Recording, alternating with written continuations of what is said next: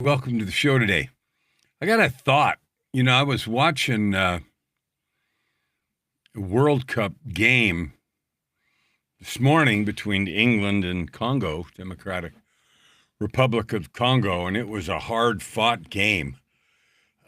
England ended up winning, but they didn't score any goals until, late in the game, 75, 76 minutes or something, and Harry Kane, their big star, did it, and then a few minutes later, in 87 or 88th minute, he did it again.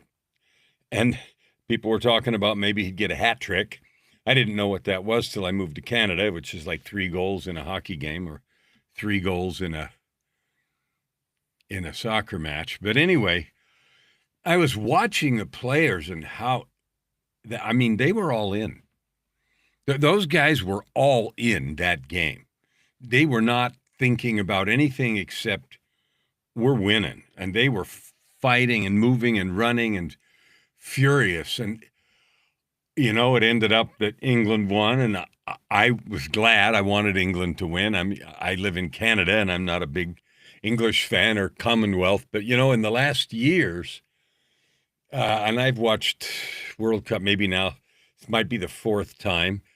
I wasn't a big football fan, soccer fan before I got married to Joy, but now almost 20 years. So 22, 18, 14 might have been the first. No, 2010 would have been the first World Cup. But anyway, I've been more and more excited as the years go by. And I've watched England play, and they always seem to have this heartbreaking loss. And they carry this mantra of almost. And it has made me, a little bit sad for them, but frustrated. It's like, screw almost. And today's, both teams were playing like crazy, and England ended up winning. It reminds me of a passage or a few chapters in the book Atomic Habits, where instead of big hairy ass goals, BHAGs, the English cycle team used to be the same thing, tons of almosts. And they couldn't win anything. And I haven't been a Giro d'Italia or Vuelta de España fan, but I certainly have been over the years Tour de France. And the last several years, I haven't watched it or any of it. And the reason is not because I don't like doing it, but because they've made it so hard to watch that we just haven't done it. You have to, rent a very special channel and be a bunch of stuff, and we just haven't done it. But anyway, in the years that we did, and there were many years in a row, probably 10 years, we saw the English cycle team go from nowhere to winning. Bradley Wiggins and, another couple of names, and I'm not a world-class cycling statistician, so I don't remember the names, but they won, and they won, and they won year after year, and they kept winning. And in Atomic Habits, they talk about 1%. And so the new coach that they hired, now many years ago now, he just kept looking for 1% improvements, tiny improvements in the pedal design or in ways they did things or training spacing or whatever it was, just tiny improvements, 1%, 1%. And cumulatively over the years, it added up. And that's one of the points that Clear makes in the Atomic Habits, and I love it. I've said that to people a long time, and I didn't know it was in Atomic Habits, but I recently read that book, and it is. And so 1% over a whole year is like 37 times better. So when I think about improving myself 1%, it doesn't feel like much, and my natural thing is to sort of rebel. I got to do 10%, 50%, 100% better. And you can once in an enormous while, or maybe never, but you can do 1% in almost any day. And that has really stuck with me because 1% in a month is 30% better. In 90 days, it's 100% better. And those percents compound. It's like compound interest. Anyway, so as I thought about that and saw that soccer match and thought about what I wanted to share with you today. I thought about this last weekend. Now, this last weekend, I went to an event. It's part of a group I belong to, and I went to speak. And it was 2 days, and a meeting the night before, a social kind of thing, and then another social on Monday morning. But I thought about goals, things that we're committed to achieve. And I don't know about you, but I didn't used to have a personal mission statement. I just didn't used to do that. And now in the last 10 years, maybe 15, I do. And every year it gets better. And by better, I don't mean even change, because I have goals that change year to year, month to month, quarter to quarter, in the accomplishment of the mission statement. And the largest thing is the vision on top. And I likely say, what does the world look like after I fix it? Or I would ask you that, however you add to good to the world, or whatever you create, what would the world look like after you fixed it, or changed it, or helped it grow, or whatever the phrase is. But the mission is right underneath that. And the mission is, what activities, behaviors, directions, tools will you use? What things do you do to accomplish the vision? Now, my vision, I've talked about another time. But today I was thinking about the mission statement. There it is, mission statement. And I want to talk about the different pieces, not because my mission statement's right, but it's for me. And what I've found over and over again, like not a little bit, but mind-blowingly powerful, earth-shatteringly powerful, burn the walls down, repeatedly powerful, is to have a mission statement that's really clear, that's doable, and at the same time that just lights my heart on fire, that drives me forward.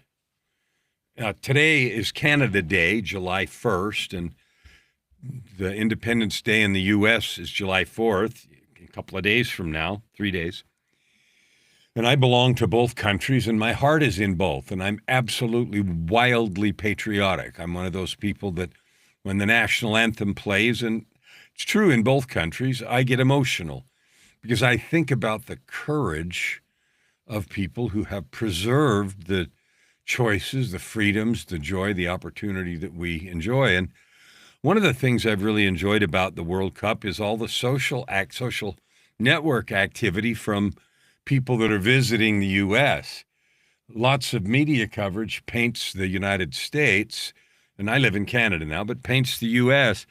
as troubled and difficult and a terrible place to be. And all these people are coming, thousands, tens of thousands, hundreds of thousands, even millions, and they're posting an endless stream of social content that says, wow, we're not experiencing any of that. And I don't either. I just went from Canada to U.S. for 4 days, San Diego, for this event. It was beautiful. People were nice. It was good. I felt good. Went in the city and the planes and the travel and the airports and the Ubers and the restaurants, everywhere. I saw friendly, happy people. I didn't see this stuff. And it makes me sad because I think we catastrophize. We focus and call negative things. And I don't think that helps fix the problems that there are. And goodness knows there's plenty of things to work on. There is, and there will be. But I don't think the negativity that we bring solves problems. I think it makes it worse. Cooperation, love, mutual respect. I think that solves problems. Getting pissed off and yelling at people, that doesn't fix anything. Anyway, what I wanted to think about today as I watched how hard those teams were playing is my own mission statement in support of the vision. And my vision I've talked about before, and it starts with I'm reaching 300 million people and with a message of their worth, identity, possibility, ownership, and sovereignty, and that includes you. You have infinite ability. You can create anything you want. It doesn't happen overnight, just like the 1% thing doesn't happen overnight.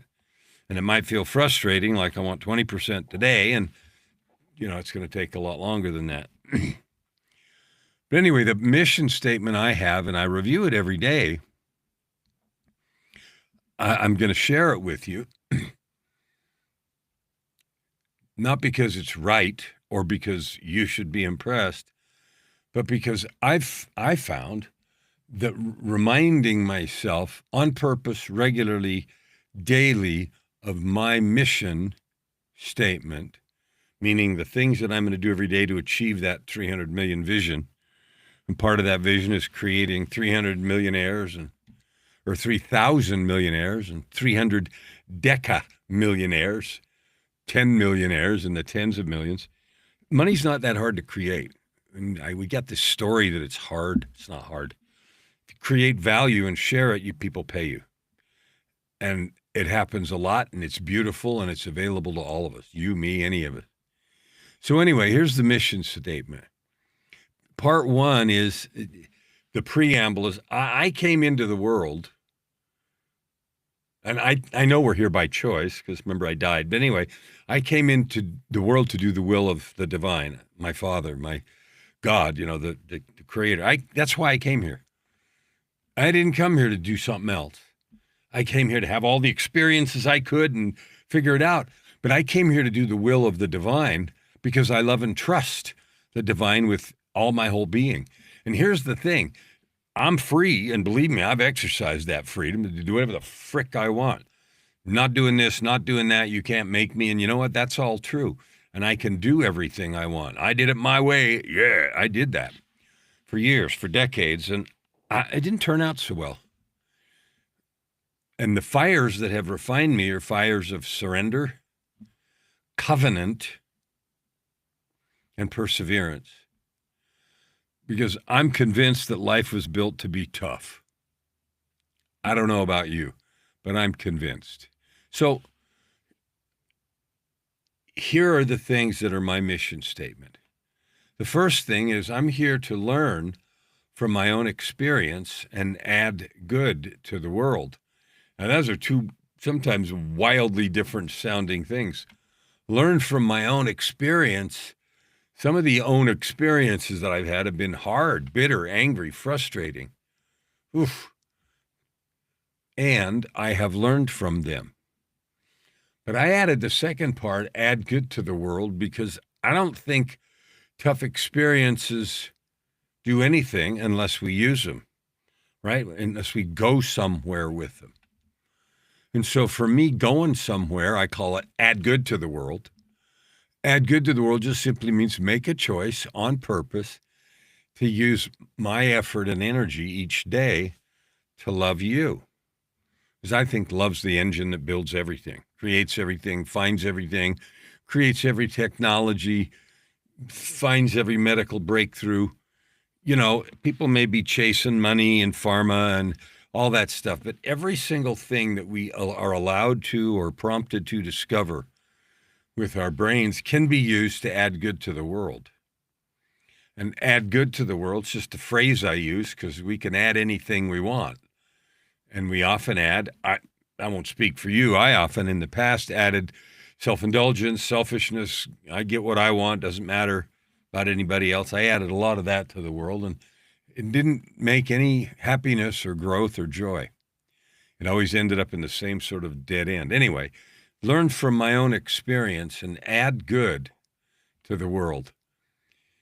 And I like that phrase because, when we breathe, we add carbon dioxide, and that's, it's what we do. But with every conscious action, we can choose what we add. Bitterness, angry, blame, recrimination, help, love, service.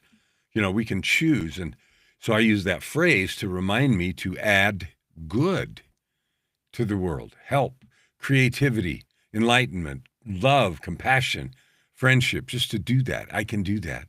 The second part of my mission statement that I remind myself of every single morning, and sometimes 4 or 5 or 6 times a day, goes like this. Live each day as a beacon of light, a vessel of love, and a conduit of power, with nothing to prove and everything to give. Now, I put that in there because for me, it was tough. I used to live like every day like I needed to prove something. Like my mission was to prove that I was okay, to be better than somebody else, to elevate myself. And I didn't find that to be rewarding at all. What I found is it was sad and got sadder and led to some dark places.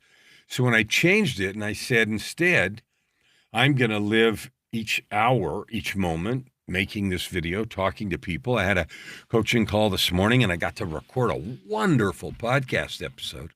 Oh, that'll be out in a month or so, but wow, I was so excited. So I get to live each day not as an angry participant, not as a bitter, withdrawn person, not neutral, not average, not wondering how come something is unfair. Those are all ways we can live, and I've got, maybe you do too, experience with all those. I choose and find the most fun in living each day as a beacon of light. A hopeful word, a joyful expression. Yes, you can. How can I help? A vessel of love, and I use that term because, that old Beatles song, Love Is All You Need, that's right. If we were just full of love, kindness, service, helping, 99% of the things that we have problems with would disappear. Illness might not disappear. Some people having more than others wouldn't disappear. Crop failures, bad weather, El Nino making it hot, whatever. None of that would disappear. But how we deal with all of it would be so different. Beacon of light, vessel of love, and a conduit of power. A conduit of power. I've discovered that the more I take absolute, full, complete, and unconditional responsibility for everything I think and do, the more power I have. The better I listen, the more power I have. Isn't that weird? I don't exert. I don't push. I listen. So, beacon of light, vessel of love, and a conduit of power, and then I add a little phrase, with nothing to prove and everything to give, because I used to feel like so much that I needed to prove something. I had to get approval. It was all external. The third thing is to love you fiercely. And all three, the first one start with L.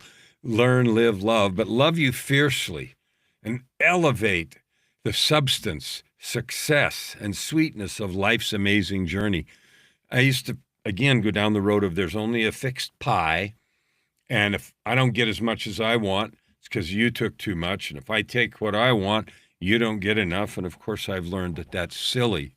There's more than enough. There's more than enough for all of us to have all we need and what we want.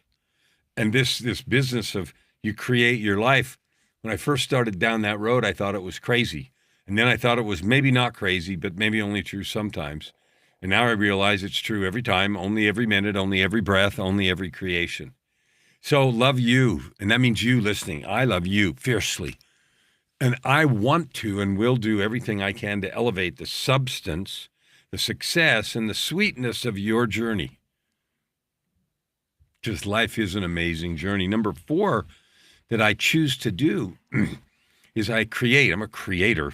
I was going through my T-shirts this morning and giving away half a dozen because I collect them from here, there, and everywhere. And I got another one in San Diego, and I thought, so I tried to fit it in the drawer. There were too many.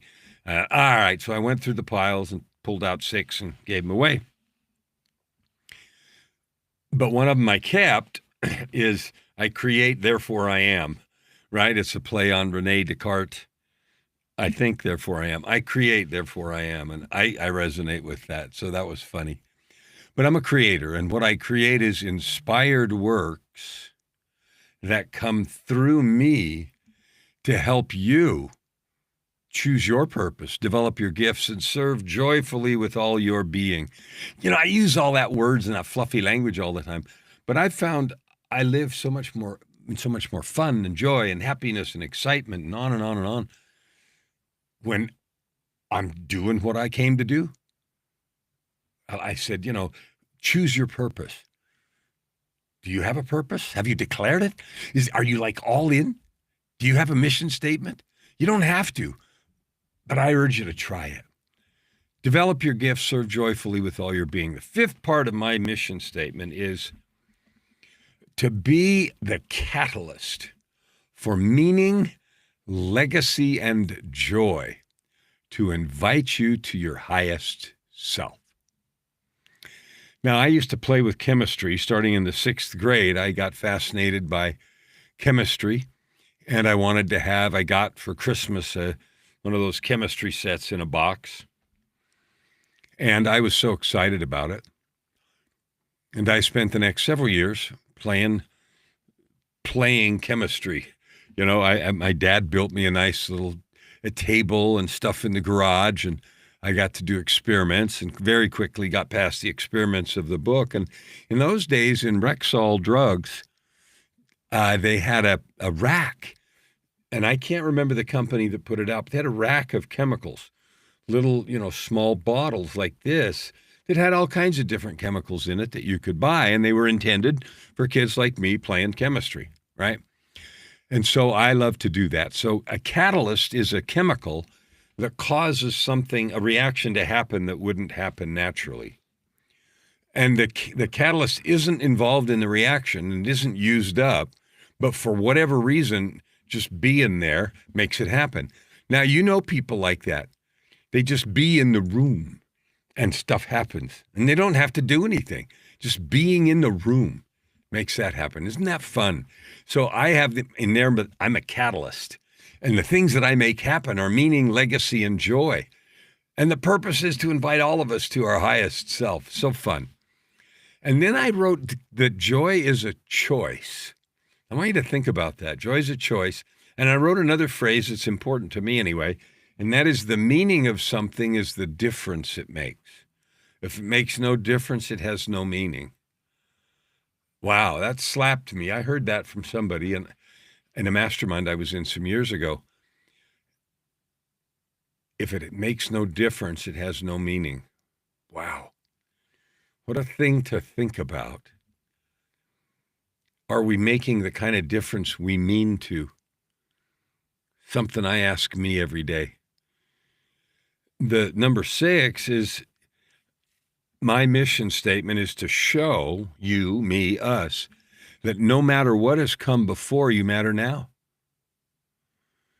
Like, even if you've had struggles or failures or done things that you'd wish you hadn't done, or all of that can be true. Certainly was for me, but you matter now. Right this minute, you matter now. This moment, you can go in a new direction. This moment, you can change everything. And that doesn't erase the past. And maybe there's things, certainly was for me, stuff I had to fix and do better and clean up. And, that's an endless process. But the truth is we matter now, each of us. And sometimes it feels, at least to me, like I don't matter. I can't do anything big enough to matter. So what the heck? And that's never true. A little action creates a ripple. We don't know where it goes. And a choice to take that action is the start of an eternal ripple. And the last, number 7, is to coach.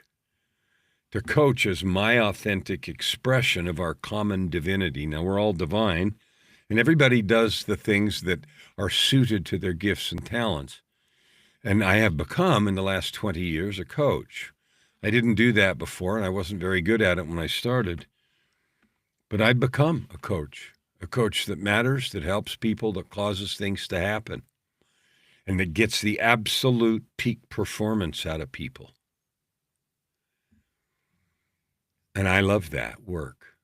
So that's the mission statement that drives my life. And I don't expect that you care much about my mission statement, but I shared it with you because I was wondering what yours is. I would love to know.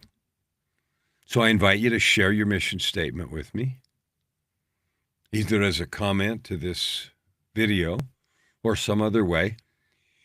There's some invitations I'll issue, and one is, if you want to be on my podcast, here's the people that get to come. The people that get to come are those with a message, those that are on purpose adding good to the world, like we talked about earlier.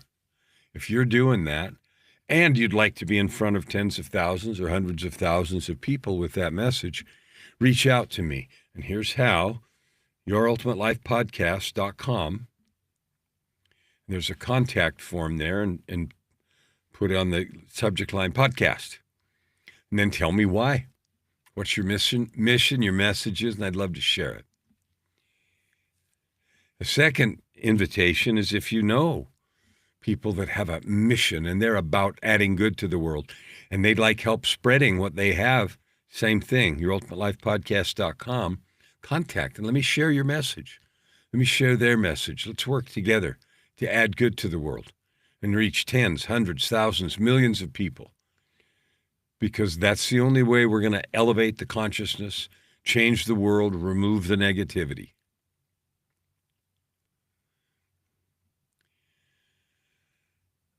Thank you for being with me today. It was the third invitation. Oh, I know what it is. The third invitation is most people have a story, but they never tell it. A story, but they never tell it. And I have a program that fixes that.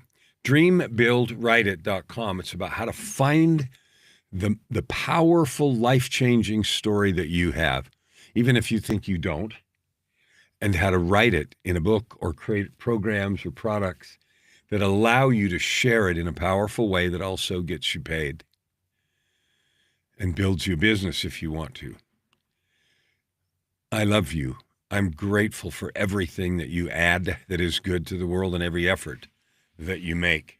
If there's something I can do to serve you, I'd like to know, because I'm all in. We'll see you tomorrow.